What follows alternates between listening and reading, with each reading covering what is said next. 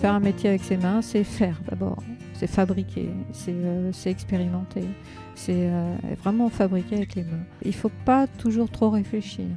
Il faut parfois se lancer, c'est ça qui va faire qu'on aboutit. Voilà, si on ne se lance pas, on n'aboutit pas. Leurs gestes sont précis.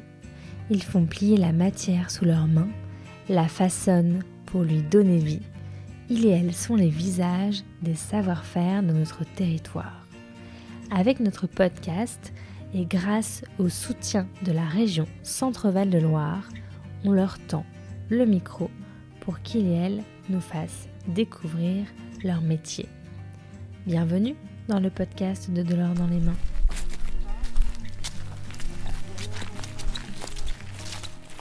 À partir de la terre qui se trouve sous nos pieds, on peut faire apparaître des objets comme des assiettes, des pichets, des bols, des tasses. Et ça, c'est grâce au savoir-faire du céramiste qui, sous ses doigts, fait tourner l'argile mélangée à de l'eau pour la sculpter. Venez, je vous emmène dans l'atelier de Sylvie, qui est céramiste à Gièvre. Bonjour Sylvie. Bonjour Gabrielle. Merci de nous accueillir dans votre atelier de céramiste. C'est assez magique, il y en a plein partout. Vous pourriez nous décrire un petit peu vos outils et ce qu'on y trouve ? Alors, l'outil principal quand on fait du tournage, c'est le tour. Donc ça, c'est un tour basique. On s'en sert beaucoup pour faire tout ce qui est vase, petite tasse ou grande tasse, bol, assiette. C'est plutôt ou des objets, des ustensiles de cuisine, par exemple, ou alors des objets décoratifs, mais toujours sur une base ronde. Voilà. Donc ce tour, il tourne avec l'électricité et vous y mettez votre pâte pour qu'elle prenne forme avec vos mains ? Voilà. En fait, on pose sur la girelle. La girelle, c'est ce qui tourne, c'est le disque en fait qui va tourner. On pose ce qu'on appelle une balle de terre qu'on a préparée avant. On la centre et après, effectivement, avec notre main, en jouant entre la main gauche et la main droite et en apportant aussi de l'eau pour que ça puisse glisser, on fait monter la pièce. Voilà, on fait un creux généralement parce que c'est bien quand c'est creux une tasse. À quoi vous pensez quand vous travaillez avec vos mains ? Je pense à ce que je fais parce qu'il faut quand même être concentré. Parce que comme ça tourne et que la terre est souple et molle en fait, le moindre geste un peu de maladresse décentre complètement la pièce et il faut la remettre au recyclage. Vous n'avez pas toujours été céramiste, Non. Vous avez fait les beaux-arts, mais avant de me parler de votre parcours, est-ce que vous pourriez me décrire quelle petite fille de 12-13 ans vous étiez ? Eh bien ça c'est à peu près la 6e, 5e ou 5e. Absolument. Ouais. Et donc j'étais pas spécialement sage. J'ai toujours été un petit peu garçon manqué, j'aimais bien ça. Effectivement, j'aimais bien tout ce qui était travaux manuels, etc. La seule chose que j'aimais pas, c'était les langues à l'école. Mais sinon, j'aimais bien expérimenter, en fait. Déjà, à l'époque, c'est pour ça que j'aimais bien la physique-chimie, parce qu'on faisait des expériences. J'aimais bien l'EMT, parce qu'on travaillait des matières, etc. Mais j'aimais bien aussi les mathématiques, par exemple, parce qu'on faisait des développements. On cherchait à comprendre, à développer une logique, et ça, j'aimais bien ça. Et vous diriez que ces matières, elles vous servent au quotidien ? Oui, parce que, mine de rien, quand on veut calculer une forme, enfin, quand on va créer une forme, il faut savoir à peu près le volume de terre, le poids aussi, etc. Donc ça, et puis le jeu des couleurs, la transformation aussi des pigments en émaux, une fois qu'elles sont cuites. En fait, les pièces changent de couleur. La terre change de couleur. Donc, pourquoi elle change de couleur ? Parce qu'il y a des réactions chimiques au moment de la cuisson. Vous recevez de la terre, je la vois derrière vous. C'est des blocs de terre, on dirait presque de la poudre. C'est de l'argile ? Alors, c'est pas que de l'argile, généralement. C'est aussi d'autres apports. Quand on va chercher une terre dans la carrière, elle est déjà un peu mélangée. C'est de l'argile qui est composée de différents éléments. C'est pour ça qu'elles ont des couleurs différentes. y a des éléments qui vont aussi leur donner des couleurs. Celle-ci, elle va devenir blanche à la cuisson et celle-ci va devenir encore plus rouge. Voilà. Celle-ci, elle est complètement noire quand elle cuit. C'est quand même formidable de se dire qu'on fait apparaître des objets sur Terre à partir de ressources locales qui sont sous nos pieds, de la Terre. Bah, en fait, c'est pour ça que la céramique est un des plus vieux métiers du monde, contrairement à ce qu'on croit. Et c'est aussi parce que la céramique est un élément qui est imputrescible. C'est pour ça qu'on en retrouve des éléments très très vieux. Et que parfois aussi on peut dater des sites archéologiques grâce aux tessons de céramique. Une fois qu'elle arrive, cette terre, chez vous, vous le mélangez avec de l'eau. Comment ça se passe, la préparation? Alors, elle est déjà plus ou moins prête. J'ai juste à la remalaxer un petit peu pour la réassouplir. On ajoute de l'eau au moment du tournage parce qu'on a besoin qu'elle glisse entre nos mains pour pouvoir la monter. Et elle monte comme ça, et en la tenant, en la fixant. Le jeu, c'est d'arriver à avoir une prise sur elle tout en la laissant glisser et en lui donnant une forme. Après, on va attendre qu'elle sèche un peu et on va faire ce qu'on appelle le tournassage. Donc le tournassage, ça nous permet de faire le pied, on la retourne, on fait le pied, on l'affine un petit peu et puis voilà, là la forme est là. C'est intéressant parce que il y a aussi, mine de rien, il y a une grande diversité de formes possibles. Donc vous êtes très créative. Oh bah j'essaye. Ouais. Et justement, quand on va dans votre showroom, je trouve que c'est assez impressionnant de voir vos inspirations qui peuvent être très différentes. Vous dessinez aussi sur vos assiettes, vos bols. Il y a des couleurs du bleu, du vert, du beige. Il y a des choses qui vous inspirent? Oui, la nature m'inspire beaucoup déjà. Pas en tant que nature décorative, mais vraiment en tant que nature vivante. C'est inspirant, chaque chose...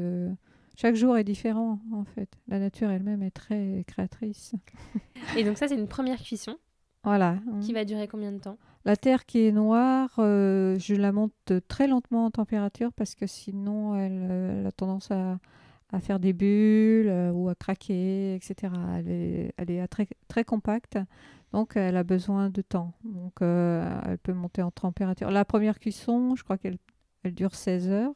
Et après, il faut à peu près le même temps pour refroidir le refroidissement. On n'ouvre pas le four quand c'est encore chaud. Et pour la deuxième cuisson, elle met 27 heures, par exemple.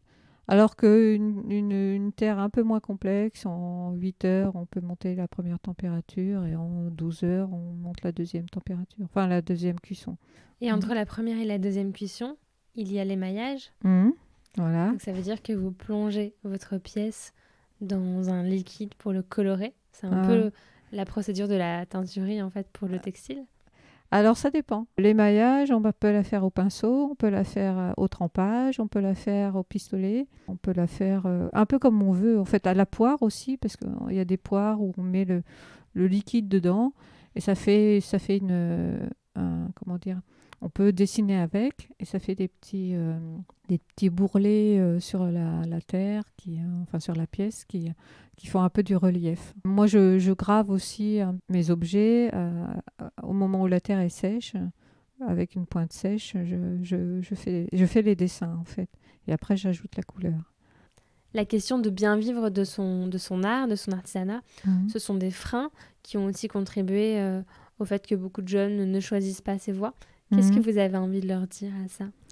Moi, je pense qu'en fait, c'est vrai que c'est difficile. Hein. Les premières années, surtout, sont difficiles. Il faut être soutenu parce que quand on est jeune, souvent, on a envie aussi de sortir, d'aller avec les copains, donc d'avoir de l'argent disponible rapidement, ce qui n'est pas forcément possible quand on est artisan. Ça peut venir très rapidement, surtout quand on est jeune, parce qu'on a du dynamisme, on a aussi du charme, donc à trouver des clients, c'est parfois plus facile. Puis, il faut travailler beaucoup. Mais rien n'est impossible, je crois, et c'est ça qu'il faut voir. Je crois qu'il faut aussi sortir un petit peu des éducations qu'on reçoit, parce que Je pense l'éducation nationale est de plus en plus axée sur avoir un travail qui va être bénéfique à une grande entreprise, s'intégrer dans une grande entreprise et recevoir beaucoup d'argent comme ça. En fait, on fait un peu rêver les jeunes comme ça. En réalité, qu'on rentre dans une entreprise ou qu'on la crée soi-même son entreprise, il faut commencer par le début. Voilà, il faut aussi sortir du fait qu'on a voilà, du schéma, d'avoir envie d'être tout de suite plein d'argent, quoi. Oui, et puis aussi de montrer qu'il y a plein d'autres modèles de réussite, que finalement faire des choses avec ses mains, c'est aussi un modèle de réussite et d'accomplissement. Vous avez l'air heureuse, vous? Ah bah oui, moi ça va. Donc en fait, c'est un peu un nouveau cycle de vie pour vous, presque une reconversion. C'était une petite graine qui avait déjà dans votre tête depuis quelque temps. Ça fait très longtemps que j'avais envie de me mettre à mon compte. J'avais pas encore vraiment l'idée de sur quoi ça allait se poser. J'ai fait un parcours un peu diversifié. Au départ, je voulais plutôt être infographiste, puis en fait rester devant un bureau, un ordinateur toute la journée. J'ai bien vu que c'était vraiment pas ce qui me correspondait. Donc après, j'ai repensé à ce que j'avais fait aux Beaux-Arts. Vraiment, je me suis dit, mais c'est la terre, quoi. Voilà. Retour à la terre, mince alors. Et du coup, vraiment, je me suis lancée là-dedans et je pense que là, j'en ai pour la vie. Il y a des découvertes tous les jours, en fait.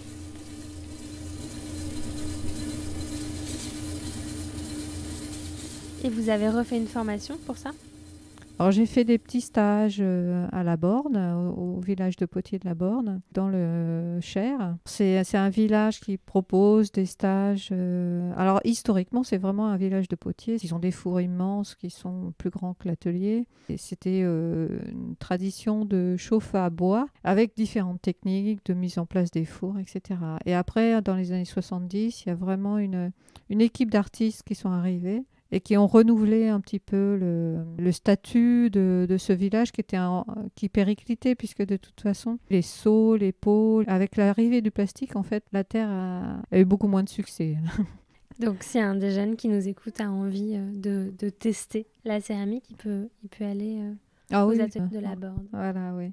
Et justement, qu'est-ce que vous avez envie de dire à cette jeune génération qui est au collège ou au lycée et qui pourrait avoir envie de faire un métier avec ses mains? Eh bien, il faut le faire, voilà. Et de toute façon, c'est vrai que faire un métier avec ses mains, c'est faire d'abord. C'est fabriquer, c'est expérimenter. C'est vraiment fabriquer avec les mains. Donc, il ne faut pas toujours trop réfléchir. Il faut parfois se lancer et c'est ça qui va faire qu'on aboutit. Voilà, si on ne se lance pas, on n'aboutit pas. Merci Sylvie.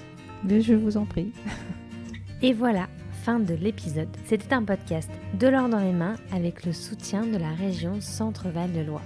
Merci à Malo de Saint-Venant pour le montage et à Oscar Meurer pour la musique. De l'or dans les mains est une association qui a pour mission de sensibiliser la nouvelle génération aux métiers manuels. Nous concevons des outils pédagogiques comme ce podcast pour faire découvrir aux jeunes ces métiers et nous intervenons dans les établissements scolaires avec les artisans du podcast pour susciter des vocations. Vous pouvez nous suivre sur les réseaux sociaux, vous abonner à notre newsletter et même adhérer à notre association. À très bientôt!